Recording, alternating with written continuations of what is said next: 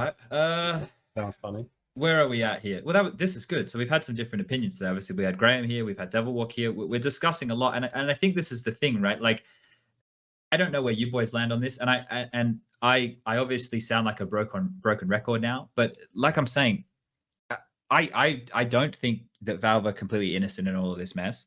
But I also don't think that we, from a community standpoint, are completely innocent in all of this mess either. Like, for me, it boils down to a lot of things that we can do ourselves, right? Like, Counter-Strike has always been built on what we do as a community, and Valve have always been there, and they soak up the shit that we do as good, right? Like, that's how we've gotten to this point. Now,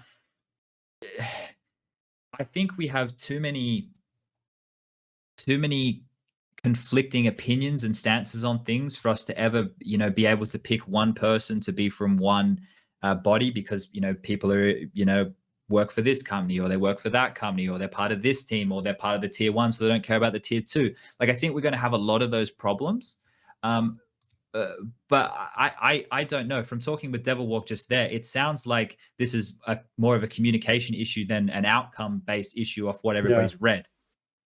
Yeah, it just feels like I mean, I understand it, because even before this, people were scared, coaches specifically, that who knows what's going on with his job. Is it going to be like cut completely from the game, from majors, and how that, like, even if it's just Valve events, how does that translate on the other events? How does that translate on salaries, on their positions and teams and all of that? So yeah, I guess one of the things that could be tried is just to maybe try to reach out to Valve with that question.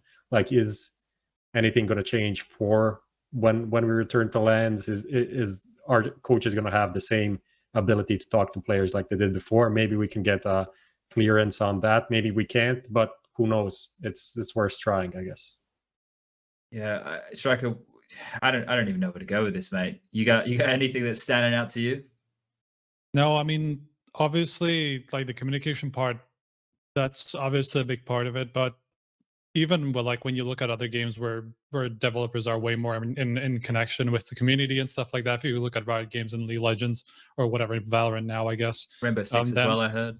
Yeah, I don't know about that. That seems to have no idea. But obviously, even those scenes have a lot of problems with, like, the decisions that are being made, like with the updates that are in the game and stuff like that. Everybody's going to have a differing opinion. Yeah. So I feel like that's basically what Valve kind of want to not have to deal with, just because of that. Just requires a large amount of manpower. Usually, I don't think one person could actually be able to do all of this on his own. Like, it would have to be a team of a lot of people. I imagine, like, I don't know, dozens of people. I imagine, with the scale that CS:GO has.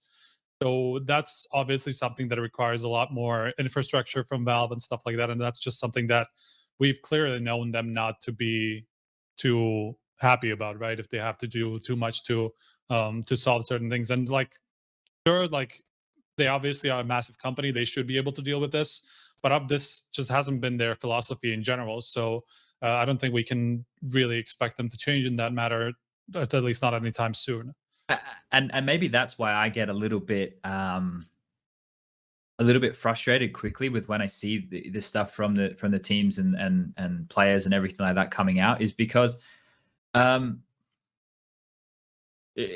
it's because I have already come to that conclusion a long time ago, that the level of communication and feedback we're going to get from Valve is not going to be to our liking. Like, I have resonated with that fact for years. So that's probably why it makes it easier when I start having these discussions, just to skip past that bit. But a lot of the hurdles that people get stuck on is, what if Valve just did this? Why don't Valve just do this? Why don't they care about their game?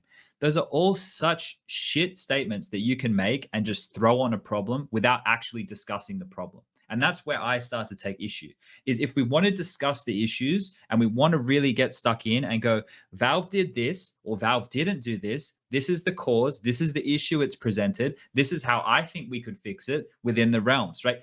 That's a constructive conversation. But just we live in 2021, and Twitter is best for hot takes that are not nuanced at all. Just, like, throw your shit out there, and everyone's gonna be like, yeah, I agree, yeah, Valve don't do anything.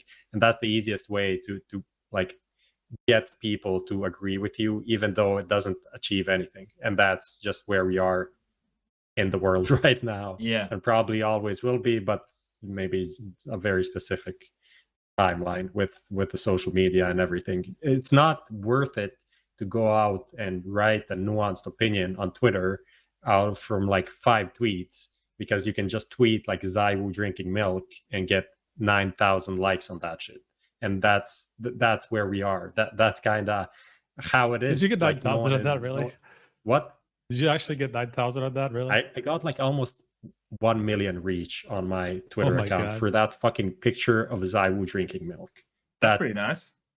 But it's stupid as fuck. Like, it's so low effort. You shouldn't be getting that. But this is why, and I'll mention it again because we've brought him up. The Don Hassie account, right? Like, he makes memes and does funny shit, and that gets him a lot of interaction. And then when he does something which is actually like a solution to a problem, like showing a bug, that also gets the same level of notoriety. And then Valve respond to him more than anybody I've seen, and things are getting fixed. Like, that has been the case in the past, right? And he's filled a void in the community that nobody else has, right? And I'm look, I'm not going to get stuck into the details of this, but maybe that's something that somebody else should have done. Like, maybe I should have been the one fucking, tweeting out these bugs and shit and pointing them out so that shit gets fixed. But